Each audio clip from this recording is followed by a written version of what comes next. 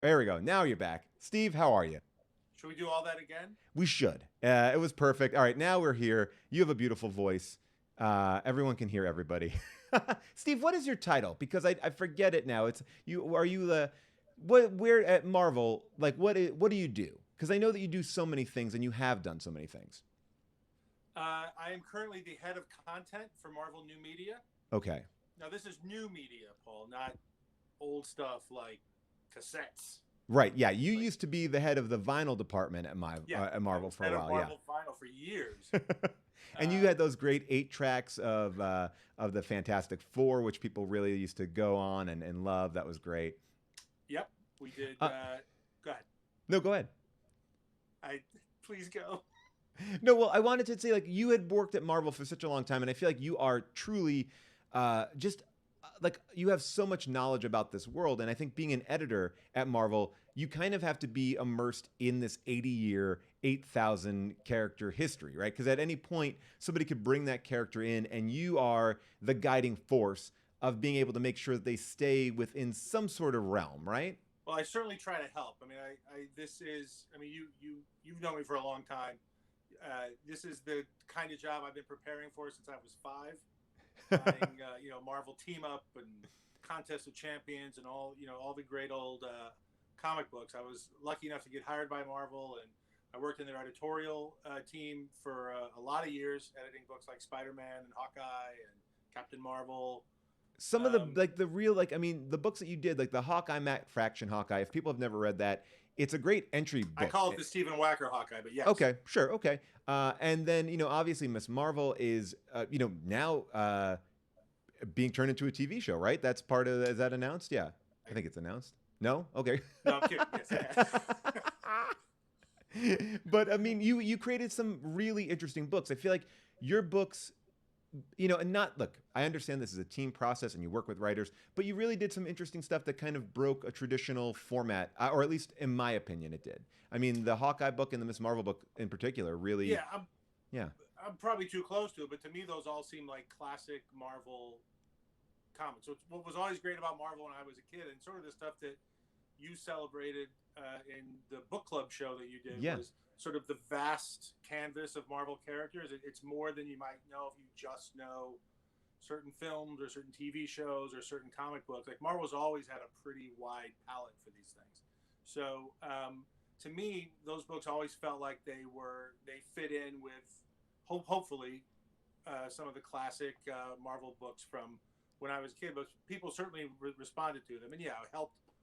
I mean, most of the work was done by a lot of people. I call myself the instigator. Like I get things going, but then talented people come along and make it a reality. Well, this kind of idea though of like what we grew up with this when you were 5 and reading comic books is kind of the impetus of this whole documentary, which we're gonna watch uh, all separately. But the idea being like a lot of the times you sit down with your friends and you have these conversations about like, oh, do you remember that TV show? Or wasn't there a movie where like John Ritter played a superhero? Or wasn't there a character in a book that I read like this? And you sort of build this oral history of this thing that you remember that hasn't gotten a lot of attention, right? Like no one's having that conversation about the most popular things in pop culture. It's more those like little weird nuggets that people attach themselves to. And that was kind of the impetus of what I came to Marvel and Supper Club with. Like, I want to have those conversations and find and unearth these weirder characters that people are really connected to. But if you said their name out loud, they probably wouldn't have any idea who they are. Yeah, look, I'm no longer shocked because we live in a world where my mother knows who Rocket Raccoon is. Yeah. That said, I never thought there'd come a day when my knowledge of brute force would help me at work. Well, and in this documentary, we'll get into how brute force kind of figures in, but brute force has become like this weird little beloved. It was an 8-issue book that really stuck out to people. And it's surprising that it stuck out to people because it did not stick out to people when it first came out. It was kind of a quick series. You asked me what I do, and now I got to do my job, Yeah. Paul. It was 4 issues. Oh, okay. Sorry. Perfect. There you go. That's what I Well, do for a living. wait. So now let me ask you a question, Steve. Here's a bunch of questions here. I'm just going to go through a bunch of them that people are asking. Do you get to drink at Marvel during the workday? Is it that kind of an environment there? Get to? Yeah. No. But you could. It is optional. Working from home has its advantages, Okay, there we go. I like um, that. but I've never seen anyone do anything like that. Does Marvel ever bring in free ice cream? Do you ever get some free ice cream at Marvel? People really have the. Um, I'm just reminded. So, my old compatriot Tom Brevoort, who's a longtime editor at Marvel, he's been Yeah. there since the 1800s.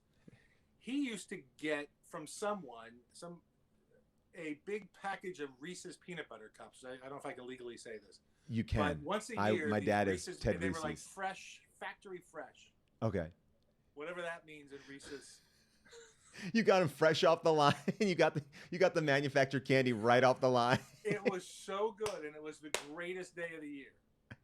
Oh man! All right, so Marvel is watching the stream, Steve, and they want you to know that they are monitoring every word. They just came in the chat. They want you to know that you're there.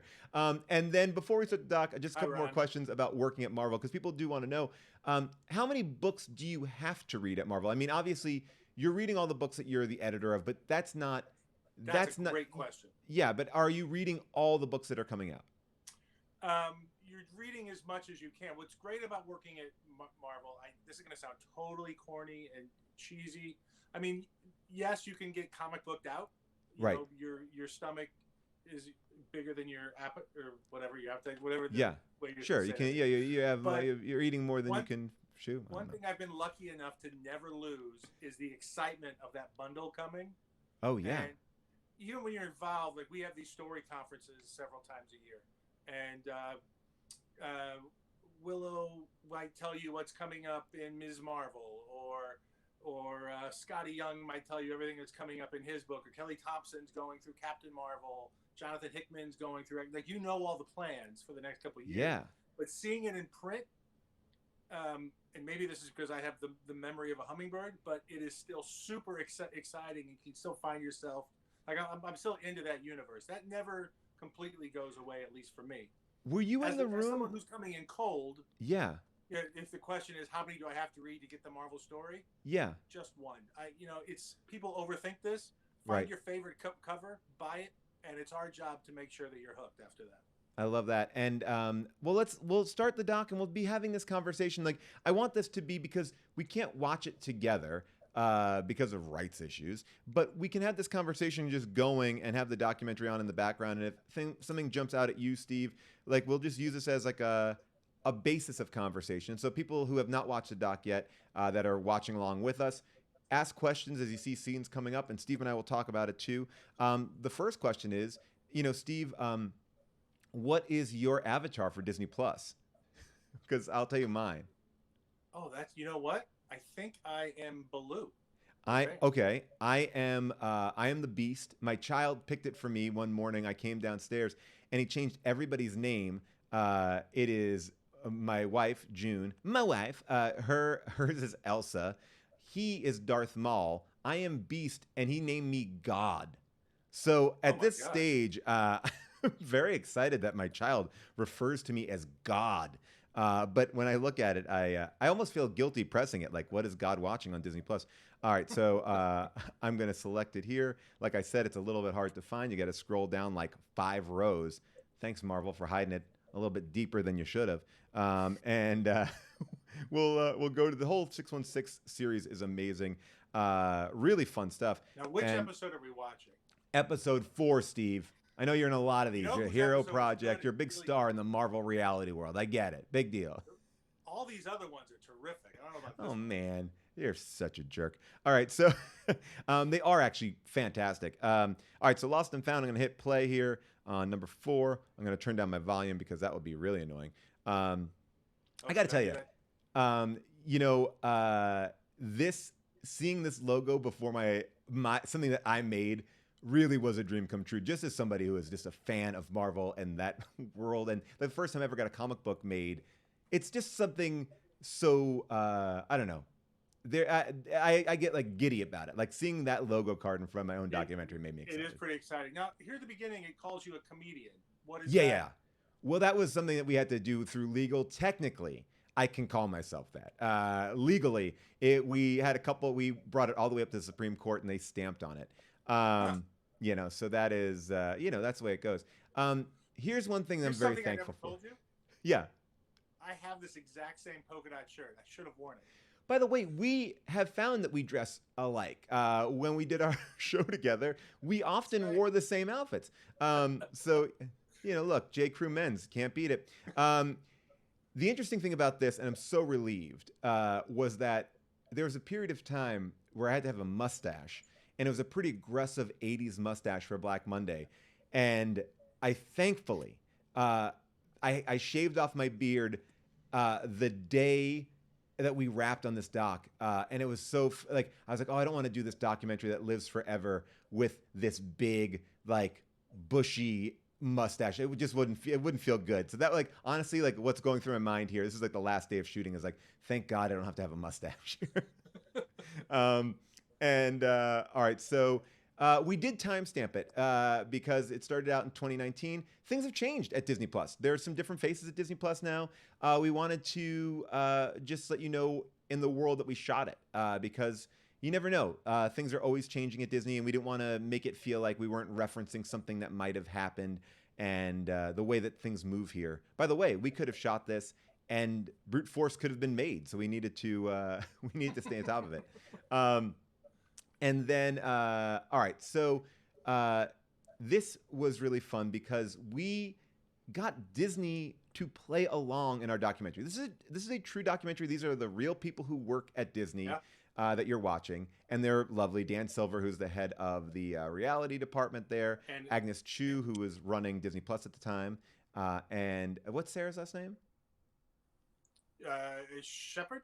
Shepard, yes, who is running the narrative there, and so they're all real. They didn't know what we were doing, but they allowed themselves to be a part of this documentary that is slightly tongue in cheek, but their reactions are real, which is great.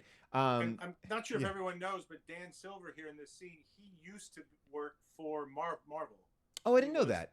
yeah, he was the head of the new media department before our current head Shane Romani, and Dan really started 616 going there, and was such an advocate for it when he moved over to Disney Plus. Well, it's kind of great to have these deep dives in. I think what's so interesting about this is in the general sense, and not to be like a shill for the company, but these Marvel documentaries could have been a very standard EPK level, like Marvel was started in da da da da da, and Stan Lee and Jack Kirby, and that what I think that they really do really well is they each take an area of Marvel and explode it in a way that it kind of covers so much of Marvel without it feeling like a history lesson, but yet you're learning kind of so much. This You are comic book such shop. a suck up. This comic book shop that we shot in here, that's Secret Headquarters. That's in Los Angeles. That's my comic book shop. I love it. They are fantastic. And Reggie Hudland, who's in the documentary, he was very influential in taking Black Panther and kind of bringing it up. Like, talk to me about your knowledge of Black Panther before Reggie got involved. It was pretty. I mean, before Reggie's run was a great run by Priest and Mark Teixeira that came out Yeah. under Marvel Knights. Reggie's run is amazing. He sort of took it to the next level with John Romita Jr. and it really was it still is a definitive run on the character. Black Panther is just one of those characters that Marvel fans knew for a long time, and I think all of us felt there's more here to this character than we're tapping into so far. So Yeah. seeing that character sort of get elevated, I think the movie helped. Well, yeah, he did some cool stuff. Like when we did a movie together, and he was like, "Have you ever read my Black Panther about the floods in New Orleans?" And I was like, "No, I never read that." And that was like, Yeah. he has like Luke Cage is like Diddy's bodyguard, and Black Panther's in New York, and they go down to New Orleans, and he's like working with Blade. It's a fun book, and it's a really interesting way to kind of talk about what went on during those floods, but also, I think one of the cool things that Marvel does is they take the real world and they get their characters involved in the real world as well. Reggie does that. He uses the world around him like a weapon when he writes. Yeah. He's really good at that. And then all right, people want these audio levels more cranked up. All right, here we go. There, it's cranking it up. And they want your audio level cranked up. You're at the Test one. max. You're at the Do I need to be max. close? Do I need to be closer? I think so. That's actually good for you. All right. All right. So then we have some other people in here that I love too. Donnie Cates and Jerry Duggan. And Jerry, who I think right now, if you're reading Marvel books, he, I think, did a definitive take on Deadpool. A very funny Deadpool. And not to say, Rob Liefeld obviously, created Deadpool, and there's so much there. But Jerry did a very different take on it, a much more comedic take on it. And he's the person who actually got me into writing Marvel comic books. He brought me in because he read my independent book that I made, and then brought me into Marvel. And that was a treat to get in there and, Thanks, and work. Jerry. Yeah. And then Donnie Cates has been. Did you know Jerry as a comedy writer? Because I knew Jerry because there was this network that I used to work at, G4, which was like the video game network, the best. It was so great. Chris Hardwick was on there, Olivia Munn, Kevin Pereira, Matt Myra, all these fun people, Jonah Ray. And so I would do bits on the G4, like live G4 show, and even a couple times like hosted when they were on vacation. And that's how I met Jerry. He was always incredibly funny, and we just kind of stayed friends this entire time. We both love shooting camera, like we both go out and shoot stills and stuff. So we have this like fun relationship. And when I went to go write my first book, I was like, Jerry, can you please just help me? Because I've never done this before. And I just need somebody to tell me how it's done. So when I was doing this independent book that had no real guide, Jerry was there to really walk us through it. And that's great. Jerry's one of my better friends in the comics industry. And I was able to rope him in to it's a project we haven't announced yet, but just a secret Deadpool thing. Oh wow! Sometime in the next year. He says he is one of the most giving creators I've ever worked with. Like he'll throw an idea to anybody. Yeah, and and he's great on the page. What I think he really helped me understand was like you can continually tweak this book. Like as you see the book, as you're creating the book, you can kind of start to let the images dictate the text, let the text dictate the images. Like you really can make it a little bit more collaborative, because it can feel really constraining when you're writing a comic book that you have to do it all at once. Like, when you're writing something, oftentimes you write it and then you cast it, then you're shooting it, and then you're editing it. So you have all these chances to kind of improve it. But with a comic book, you're writing it, it's going out, it's being drawn, and then you have to commit to it a lot quicker. You've probably just been watching your own documentary all weekend, but there is the other episode, the Marvel Method one, it's in exactly what you're talking about, and the way Dan Slott can write the plot, but he has to go away and let the artist do their work. Yeah, and people want to know, by the way, what the current minute mark that we're at right now. And by the way, you don't need to be at 100%, but this is right now at 8:43, 8 minutes and 43 seconds in. But here's the thing. So I got all these people together: Reggie, Donnie Cates, who has been doing such great work right now at Marvel, and got them together to talk about these characters, the characters that they remember that people aren't talking about. Like you said, your mom now knows about Rocket the raccoon. But I can't swear to that, but yes. Well, look, my wife knows Rocket the raccoon, and she's never read a comic book, including my own. And I've tried to get her to read it, but she will not. But she understands who Rocket is, and that's kind of what James Gunn did in a certain way. Like I felt like there was an energy of the expectation was low for Guardians of the Galaxy because there was no expectation of what you wanted to see. If you're seeing Spider-Man, you're like, I know how I want this character to be. I know their origin story. I know this, right? And I think the same thing for Iron Man in the Marvel universe. Like these are characters that came in and exploded the scene because I think it was the ability to kind of be surprised. And I think that that's what Marvel's done so well at like kind of bringing up characters that you don't really know. And Guardians did that really well. And what we wanted to do here, the premise behind this was like, what are these like obscure characters? And we found so many fun ones. We're going to show you a bunch when this wraps up. The whole documentary is about 45 minutes, so we got some time. But were there any characters that you never got to? Yeah, absolutely. I mean, that was the most fun about this. Like we had a wealth of characters, and we made sure that we covered a lot of them so we could figure out what would be visually the most interesting. And I mean, I'll show you the one that I really loved. This is, I think you'll like this one as well. This is a character that we talked about a little bit, but this is Asbestos Lady. Asbestos Lady was the nemesis of the Human Torch, and I just and I just love that she had a suit made out of asbestos, which is not healthy at all for you. This is bad for your body to have a suit made of asbestos. But these characters were so great. I mean, there was another one here. I'll show. Like we had Hell Cow. Hell Cow is a vampire cow. Recently in Squirrel Girl. But this is a great image from an old Howard the Duck right here. You just see the vampire teeth on the cow. Just really, this is a scary cow. We want to talk about this character. My favorite, which we didn't get a chance to talk about, was the Billy Ray Cyrus comic, which was, you may know this a little bit more than me, but Billy Ray was Billy Ray, but he's also a time traveling knight, right? He goes like here's his line right here. Frankly, King Ed, I'd rather have a Grammy. So that is henceforth you are free of your chains, free to slay the dragon. Yeah, so this was such a fun deep dive to find these weirder characters. So that was for me the fun of kind of figuring out what we wanted to have the show focus on. Because I think at one point this documentary was simply going to be that. Like, let's go behind the scenes on a bunch of these different things. Like, what were the stories behind these characters that might feel a little bizarre? I don't know. They're like, I mean, because there's this time at Marvel where, I think there's a lot of freedom. Like, because who knows what's going to work? I mean, what's your favorite obscure weird character? Um, I think we talked about it. Yeah. I'm a big fan of Leather Boy.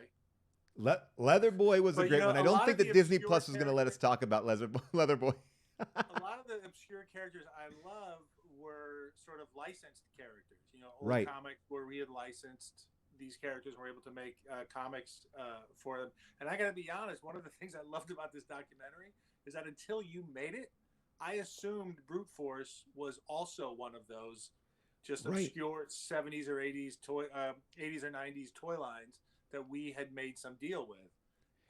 So I actually learned something watching this. I didn't know we were trying to reverse engineer. Well, that was the kind of fun thing. Like, so what we found out about Brute Force, this 4-issue comic series that were, if you're not watching along with us, they're basically animals that have been tested on that are part machine, like it's like, and part, they're sentient animals, and they are fighting, eco-terrorism. And they are the Animal Kingdom fights to save planet Earth, I believe. Boom. First issue tagline. And by the way, like, great. And how can it not?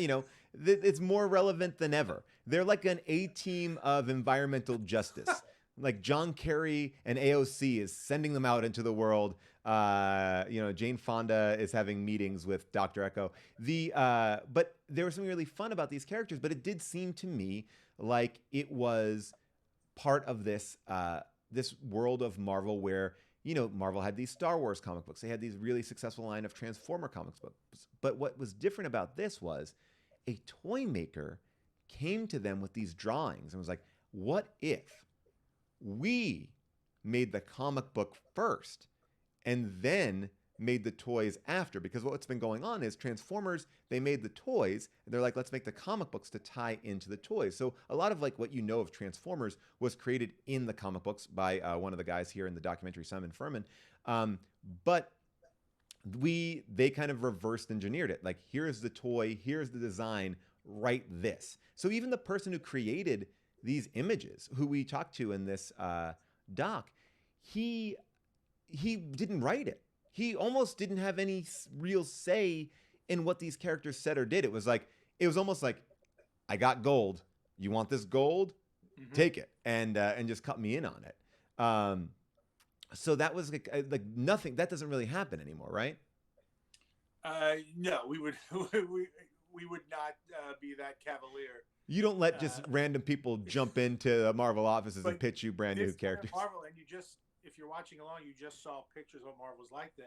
It was just a ton of people and it was publishing was really in its heyday there in the late '80s, early '90s, and they had one guy, Bob Budiansky, who you interviewed, whose job was just these sort of periphery books, licensed characters.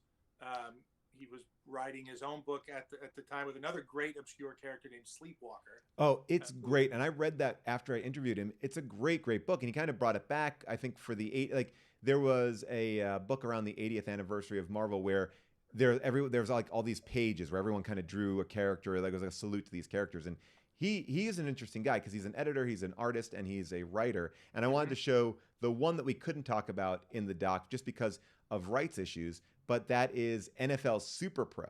NFL Super Pro, is this character who is essentially just an NFL quarterback who becomes a superhero, and his sidekick is his cameraman. I think his sidekick also shoots pennies. I don't know how that all figures into it, but like the first issue, they are fighting characters who are heavily into steroids, so much so that they look like a more grotesque Bane. Steroids were big in '91, as you well know. Yeah, of course. There we go. Oh, that issue that we were talking about was Marvel Comics 1000 there. But or maybe I'm wrong. I'm reading something that Jen, who we love, Jen works at Marvel. And what is Jen's title at Marvel? I don't know her title, but she's a senior. She's high up in our collections department. She's responsible for, along with Jeff Youngquist and a few other people, all these great Marvel collections that come out each and every week. These big books. Well, Jen was really great because I did this collection. Donny Cates wrote this character, Cosmic Ghost Rider, which was a mashup of... There it is. Where is he? Right there on the wall. Boom. And did this great character, whereas the Punisher meets up with, or is melded with Ghost Rider. And I took it over with my writing partner, Nick Giovanetti, and we did a series of Ghost Rider going through history. And what we really wanted to do was base every issue in old Marvel issues. So when we released the trade paperback of that, Jen was able to help us put together this awesome trade paperback where you can see all the original panels and how we basically Back to the Future 2'd it. Like we got our characters in there and showed it from a different way or showed it from a different angle. And that was so fun to kind of reverse jigsaw all of Marvel history, because the idea was that Ghost Rider has been there the whole time, but you just didn't see him, or you didn't see this part of the story. And that was really fun. Jen's a pretty special person within Marvel. She's been there longer than I have. And before I started working here, I worked in for other comic companies, and you would just hear about there's just some spirit at Marvel that's hard to capture, hard to put your finger on. And then once you meet Jen, and she is, I would say she is salty to say the least. You get it. She lives and breathes this stuff in a way that's contagious. Well, I wanna pop this up. Jen is in the chat, so you can all say hi to Jen and thank Jen there. If you've been reading the trade paperbacks, which I think a lot of people do now, they wait until they get it into a big trade. Can I show the picture that you wanted me to show, or should I save that for a second? Go for it. All right, so I'm gonna show it and then I'm gonna cut back because I think there might be an audio issue if I just go over here. But so this is the issue that you wanted to show. It's called "The Roller Disco Devils Have Been Terrifying the Town," and it's a bunch of cool-looking dudes all on roller skates with big stereos on their shoulder. They're just having a good time. And what is this from? So you described them as cool. So that's from another thing that's just in one of those weird side projects we had. Marvel used to do these ads for Hostess pies. Okay. Wait, where what? Our superheroes, they do these one-page comics where our superheroes would save the day with Hostess fruit pies or Hostess. I think I remember that now, because you would see, like, it would be on the back of a comic book. Like, it kind of was like the way that G.I. Joe would even have those like little moments at the end, like a little like PSA. Yeah. Like they were popping. Oh, I remember the fruit pies. Yes. They were the bad guys in one of them. And I remember from when I was a kid, I was afraid of everything. But seeing the Disco Devils, I remember thinking to myself at 7, like, who on earth is afraid of this? Nothing was. These guys with just rocking down the street on roller skates, is having the boom boxes And by they're their all playing ear. music at the same time. These beautiful boom boxes, all playing different songs, I assume, which must be maddening. And people want to know. People are saying like Gino Suave is like, those superheroes couldn't eat those fruit pies though. I guess it's true because they have to stay in shape. I mean that's probably gonna have a lot of calories for them. I think in the Marvel universe, those fruit pies don't have the same caloric harm. But as Or somebody who did roller skate, I thought that you guys captured that really good. My character in Black Monday, I learned how to roller skate and rollerblade. Not a big deal. I'm kind of like a Marvel star myself. oh, I are you really on Black Monday? Season 3 coming up, baby. What if you're watching it right now? This is the gentleman who pitched the idea of brute force to Marvel, and he had all of his original drawings. We had him come into LA, and he brought with him everything that he conceived of these characters when he pitched Marvel. And this gentleman is absolutely a wonderful guy. Like he's so sweet, so kind. Right now, I think his big claim to fame is that he is like, I think the designer of the number one selling dog toy. He also lives in a town, and I forget where it is, and I should have done my research a little bit better. That is a meditation town. Like the entire town meditates. It's a very small little town. Like he is this Oh wow. just wonderful spiritual guy who just loves designing things. And what he really loved was the idea that we are going to get to a point where animals and machines are going to merge, and wouldn't it be so interesting to be able to talk to your animals? Like he came at it from, I guess, in this time where we're so obsessed with what's the toys, how is it going to sell, who does it appeal to? He truthfully came at it from like, wouldn't it be cool if animals talked, and how would that work out? Maybe it would have things on their head, and maybe it would be interesting to put well, I mean, he put jets on an eagle, and we did talk about the problems with that. Having hot jet engines on the back of an eagle might be problematic. I gotta say, I was impressed. I had never met this gentleman, and again, I didn't know the backstory here. It's exactly as you say. He came at it so authentically and so heartfelt. It seemed like this could have easily been someone who, I don't know, robots are big and spiders are big. Make robot spiders.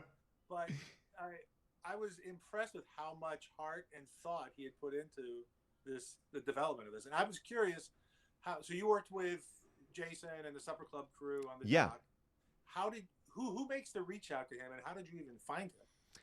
Well, Did to we help with me, that? yeah. So, look, if we're going to be completely honest, because I think this has come up a couple times, as you can see You made it behind up. me, there's a brute force comic that I wrote back in 2014, and that's when I first found out about brute force, and I found out about brute force through Jerry, and I've always been kind of fascinated by them. And when we were putting together this documentary, we had a couple of characters on the table that we felt like we could explore. Like we were gonna, like, once we sat down with Donnie and Jerry and Reggie, we were like, okay, what is going to be the most interesting story? And hands down, the story behind brute force just kept on calling us, and because it was different. This wasn't, I think there's a lot of stories where it's just sort of like, okay, yeah, I I made a big swing and I missed. But for every big swing that you miss, there's a big swing that you hit. And this just felt pure on a level. And I would love to do a whole series just where we can undercut, get into all these characters. But the story here was so interesting because I felt like it was more, I think it was timely, 4 issues, but yet it's been made into a trade paperback as recently as a couple of years ago. People keep on coming back to it. These are characters that exist in people's minds. And so that was the reason. So we reached out, and when we started to connect the dots, and we found Simon Furman in the UK, and we got Bob Budiansky to agree to be interviewed because Bob is a little bit more shy on camera, and he didn't want to necessarily be in a documentary that would be making fun of these characters. And I think everyone was actually very protective of these characters.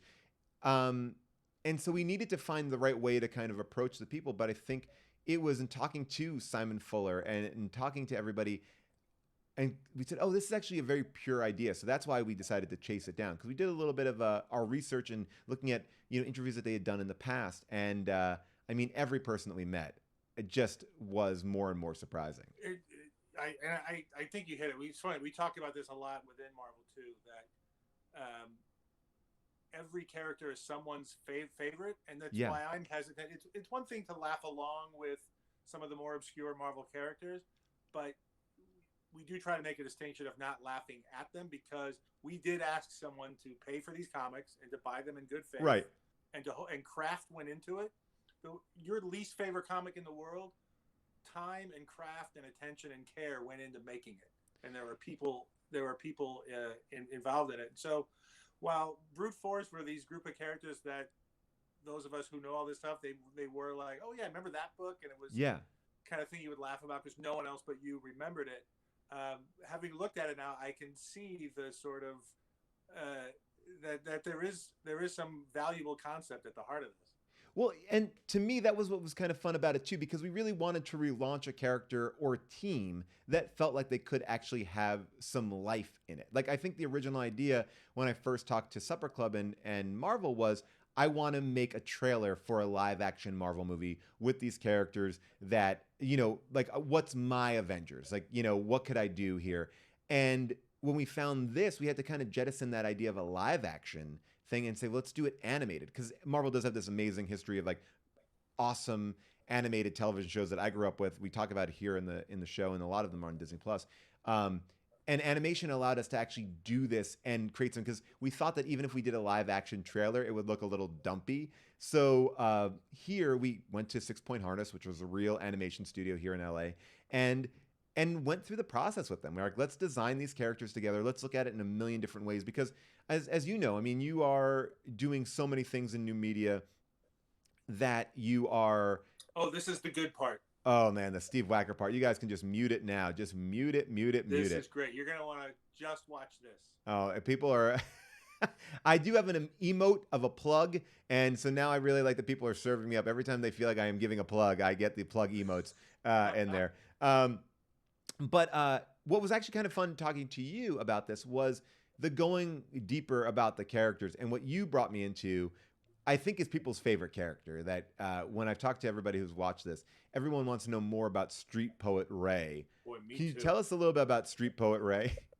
I think I've said everything I know about Street Poet Ray. It was this... I bought some comics on eBay, and they are depressing and amazing. I mean, it's Marvel's foray into beat poetry comics. Yeah, I don't know the story behind it, but the editor knew. I think the guy's name was Michael Redman. It was just on the screen. Yeah. And he was some sort of street artist in the late 80s. I don't know his story. I don't know how Marvel ended up publishing 4 expensive. At the time, they were $2.95, which, but by the way, like, probably 4 times as much as a regular comic book was then. I mean, but this is crazy because, again, like, this just shows the scope of Marvel. Like, that there was a street poet, and it's kind of written like The Far Side, right? In the sense, it's like, it's not like a linear comic book. It's more panel specific. Like, it's Ziggy-esque. It's more of a vibe, man. But you know what? The one thing I can understand about it is that it does feel very New York. Right. It feels New York at a particular time, and black Marvel, and white.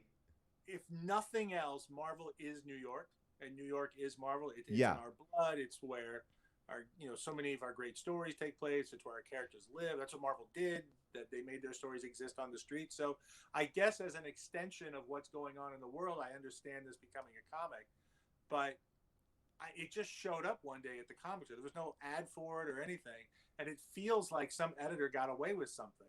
People are saying it reminds them of like American Splendor for Beatniks. By the way, that's Jake Lloyd Bacon who said that, who actually plays, spoiler alert, our Agent Coulson at the end here. I think he's soon to play Street Poet Ray in a feature film. By the way, I will say this. I always thought it was a little forced, and I know this is also going out on the Marvel live stream. It was a little forced when Street Poet Ray and Punisher did a team up. It was incredibly violent, and I felt like those guys did not mesh. But didn't you write that, Paul? It was interesting because that was the first comic. I remember getting the phone call with this, and we sold 0 copies. Yeah. 0. And that was a blow to me. That was a real blow. I think what was really interesting here talking to you is you get to see all sides of it. You're a fan, you edited, you are a writer, you're a comedian, you get to do all this sort of stuff. And you also get to work with amazing creative people to help not only get their idea out, but get their idea out within the Marvel world, which for me was a little bit tricky too, because we were working on this documentary and like what we could say and what we couldn't say, in the sense of how I think what I was so impressed with you and everybody else was like, how do we do this where everyone is happy? And that I think is a tricky thing because you're working for a big company. As Marvel gets bigger and bigger, and there's people that you have to make sure are happy with the way these characters are. And I think my experience with Marvel is they give you so much room to be creative, but they also set up nice parameters for you as well. Like you can't go overboard because there's still a family friendly element to the books. Like when I've written my books, like you can't do that, but we can do this. And I think that that's a really there's a yes and nature to Marvel Comics, and I feel like my experience so far working with them in this department too. That's great. Yes, and comes from the world of improv. Yeah. But so yeah, you know this. All right. But so But yeah. it is something I know editorially. I think most offices strive for that. I've seen people come doing their first work for Marvel, and they get a little stage fright as well Yeah. because they feel like this is going to be my one shot. This is I got to put everything into this book, and sometimes those books can start feeling very claustrophobic. So part of the job of the editor is to help shave some of those tendencies away, to assure them that it's better to get it. It's better to think of the runway in the long term as opposed to this is all you're going to have, Yeah. because that could end up being not fulfilling to anybody. You've got to make some check marks for things you wanted to do, but it's a story that doesn't really add to the tapestry of the world. And I want to talk about this idea of developing brute force. So the idea of this documentary is that I decide that I'm going to make an animated television show of brute force. Now, that's something that you've been on the side of. You've been involved, in general senses all over the Marvel world. Whether it's being, you're seeing toys being made, you're seeing movies being made, you're seeing TV shows being made, and what is that process like for you? Because you get to almost see, I'm sure, early versions of things, pitches of things, and then the completion of it. Like, what is that? Is there a cabal of people, or is that kind of out of your purview? I don't know. Like, Sometimes, yeah, I have worked in a lot of divisions. I haven't worked in the films, but I've worked on TV and animation and in publishing, and I've helped out with other areas. I never worked in games, but I've helped a little bit. Bill Roseman and the games team. but you were working in animation, and you did an amazing Spider-Man animated series. Like, how was that? Like, and because it's different, it's not often the writers who are writing the books. And how do you pick those people, and how do you make sure that it stays tonally? I mean, Or yeah, you're getting pitches for things. right, You're talking to people. It's a lot of conversation. I don't like to waste people's time too much, so I don't do a lot of personally. I don't do a ton of bake-offs. Like, hey, 18 people, send me in a bunch of pitches. right. It'll be a much smaller group, and you talk with them and you read it. Look, I have bosses. We've got Joe Quesada, who's a longtime Marvel employee who really gets the characters pretty much better than anyone. And guys like Dan Buckley, who sort of run our division, who know the characters well. They've read a ton. You're bouncing things off each other, and sometimes you have to advocate and push for things more. Certainly, some opinions are hard and fast, but if you believe in something, you can push it up the hill. Yeah, and to me, what was really fun was finding the tone of what we wanted brute force to be. Because I think, we talked about, like, do we want it to be goofy? Do we want it to be like, is this a You just throwback to talked the over 80s? John Hamm, first of Oh, all. so yeah, I mean, well, that I'm he likes it when I do that. It kind How of dare is a you? power dynamic thing. But should it be goofy? Should it be like Shirt Tales? Which I don't know if I'm dating myself by referencing Shirt Tales, but or should it be a little bit more like Archer and finding that tone and finding that thing even in this documentary where it was like what is also part of like the Marvel brand, like what works in the Marvel brand, because I think there is an ability that Marvel has where they can do something incredibly comedic, and you see that in the Marvel MCU. You also see that in the animated shows as well. And it was kind of finding that balance and letting us figure that out. And I think a lot of it came through the animation that Six Point Harness did. It's Yeah, you're making me realize I hadn't really thought this through, so I'm not sure how this sentence ends. yeah, But we don't do when we adapt our own material into other media. We don't do a lot of straight adaptation. okay, We tend to, and you just know this instinctually. We know the heart of what we want to do, what we want to capture, but we do have a tendency to do something new with it at that point. yeah, So even the Spidey animated series, and you said some very nice things about it. I appreciate it.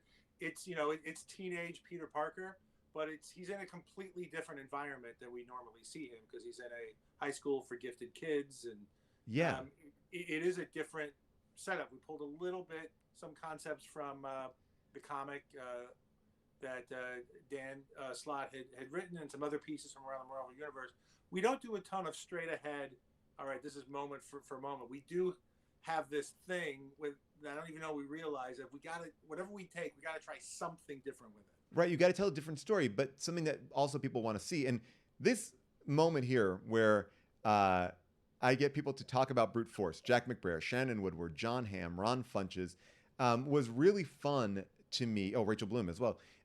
Because I didn't tell anybody anything. I had them show up and I said, I want to talk to you about a project. It's for Marvel. And I just want your honest reactions. I'm not going to show you anything until you're on camera. So everything here is completely real. This is one of the things that was the hardest to cut in the entire documentary because it was, I mean, everybody had about 20 solid minutes, and they're some of the funniest people, Nicole and Ron. But Ron seems actually upset that you wasted his time with this. I love him.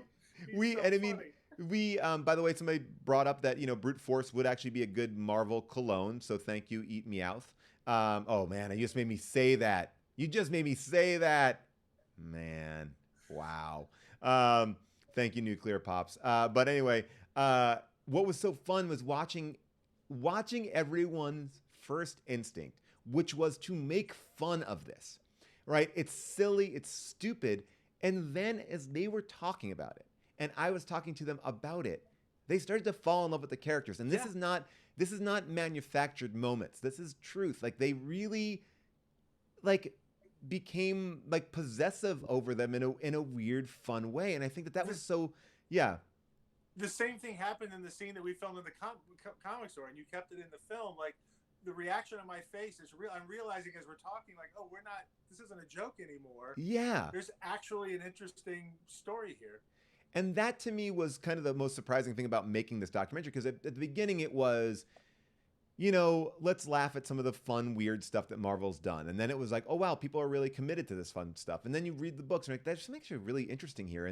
And then you start to see how these things grow. And I think you can see it in the way that we talk about it here.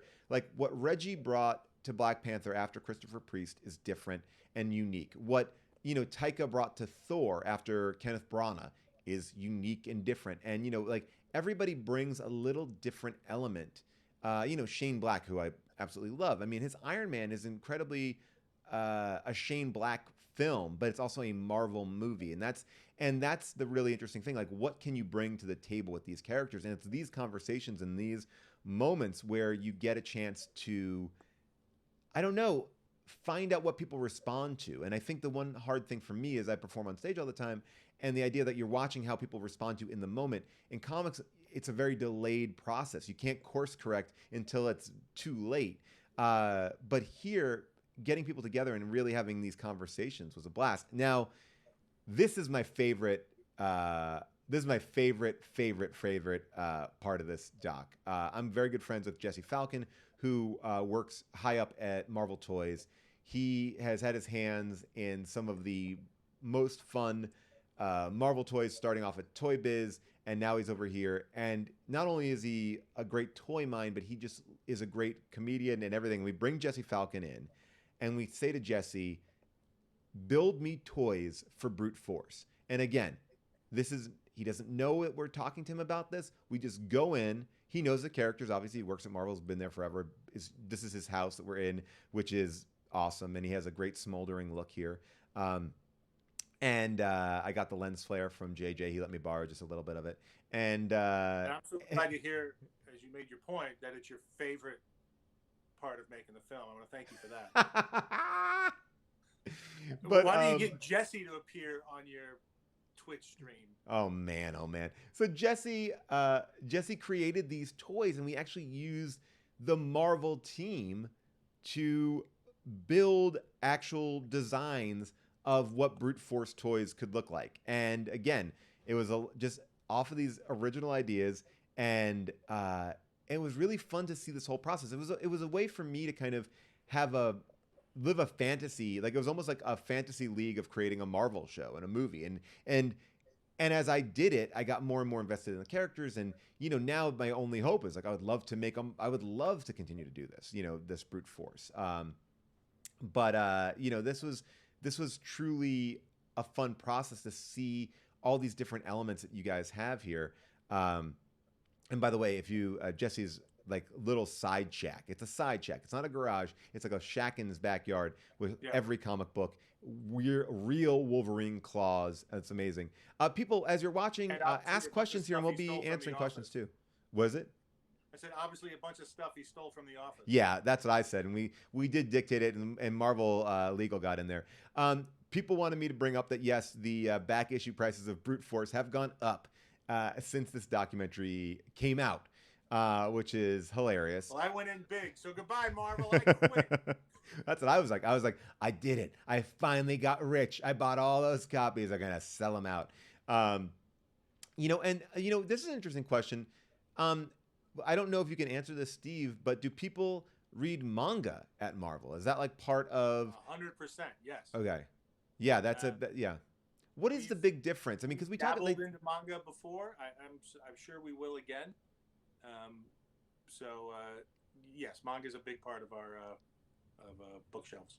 Yeah, and I was talking to like this next section we're getting up to here.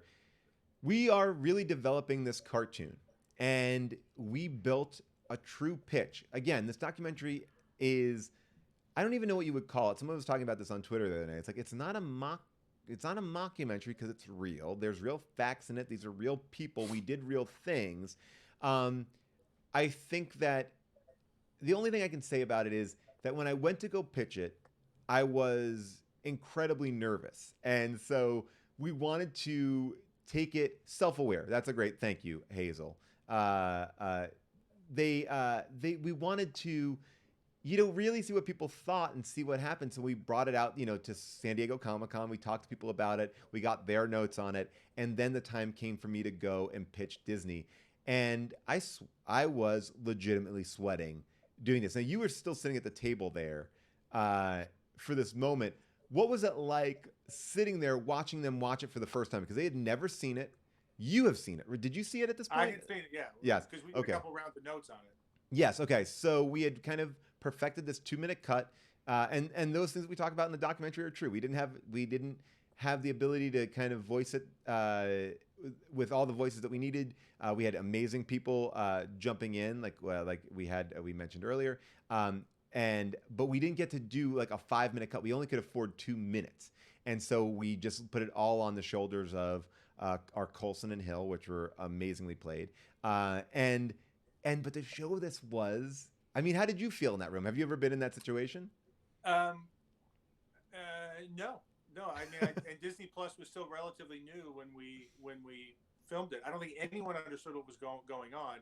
I was sitting there thinking, well, this is never making it to air, so I might as well have some fun and impress some executives at our. Well, yeah, you look great in your outfit. People are saying that it should be called a lighthearted documentary, a docu-comedy, a meta-mentary, comic book Shark Tank, and then so people want to know, would we keep this is now the 2-minute sizzle reel that we created. And I think which that we looks wanted fantastic. The 6-point harness is the best. They did so much. One of the voices in here and one of the unsung heroes in this whole thing, Nick Giovanetti, who has been my writing partner at Marvel for such a long time. We wrote this on what books? Together. What? On what books? This one back here, the Deadpool, Spider-Man Deadpool. We also did Cosmic Rider, Ghost Rider. That's the Japanese imprint. Oh, sorry. That's the Japanese imprint of my Spider-Man Deadpool Christmas book, which, by the way, it's Christmas time. You got to read Deadpool, Spider-Man. They don't get invited to the Avengers Christmas party. And we get a Tommy Wiseau joke in there where Brie Larson is getting a copy of The Room, but because she was in Room. Anyway, we're going deep. But comic book Shark Tank. People now, by the way, mark it down. Don't take that exquisite carps. That's ours. Steve, greenlight it. Comic book Shark Tank. Disney owns Shark Tank, so we're covered. All right. There we go. We're in. We're Marvel, so we're done. You and Um, I judging people's I love ideas. that. Let's get people in there. Make Dan Slott have to get up there and pitch his thing. Like make that creative retreat. Now you're talking my language. But you know what's really fun was, you know, again, like where we could go with this series. And for me, you know, I had this idea at one point. I was like, wouldn't it be great to do, you know, a Marvel series that drops on Saturday mornings, and we make like a Marvel Saturday morning cartoon, like the way that, like, and again, I'm dating myself, but Gary Coleman was in a cartoon, you know, and the Harlem Globetrotters had a cartoon, like this idea that Marvel had a long lost Marvel cartoon show. But then I think what we found in this was playing it real. Like, could we create something that was fun, like Archer felt like the A team, and you know who these characters could actually be, and that, yeah. So we are, you know, we pitch it there, and then this is, you know, where the doc kind of ends in this big question mark. I will say one of the running jokes in this is about John Favreau, and that was something that we actively were chasing, like trying to get John in this documentary. And you Yeah, know, you got my hopes up at one point that I was going to meet Favreau. we were gonna go on the set of The Mandalorian, and by the way, part of that was just I wanted to go on the set of The Mandalorian because I heard it's so amazing. And up until we were locking picture, it almost happened. I was sitting with one of John Favreau's sound editors at Skywalker Ranch, which was another dream come true as we were kind of locking picture on this and texting with him about getting him just one moment in this thing. I don't even think that John Favreau knows about this documentary in the grand scheme of things. So on Twitter, people have been like tagging him like, John Favreau, let Paul make this, John. John, do not take this away from Paul Scheer. Like people have been defending me to John Favreau, and I'm sure he's like, what is going on? But I will say, so far the reaction in the Marvel universe has been amazing. James Gunn jumped on board right away. Karen Gillan, Don Cheadle, all kind of jumped in with how much they like these characters. And you know, maybe what started as a TV show, Steve, we got to go bigger. We got to get the first Marvel, well, the first Marvel animated movie about animals, not animated movie. That you have been kind of a part of. Kind of a part of that I'll get edged out of, but maybe I'll get like a smaller tier credit in, and I'm fine with that. But it has been really fun. Oh, by the way, if you're watching right now, don't stop it because we got to put a joke in. This is the joke that we fought the hardest for in the post-credit scene. I won't wreck it if you're not watching it, but this is a joke that was so hard to get in, and whoever the powers that be, I thank you, Disney and Disney Plus and Marvel for letting me get these final moments with some of our celebrity critiquers. Is that a word, critiquers? And but also Critics. yeah, critiquers, and then also this one little moment. So we got, you know, I look, if I'm doing a Marvel thing, I don't know how many I get a chance to do. I needed to do a post credit scene, and that was super fun.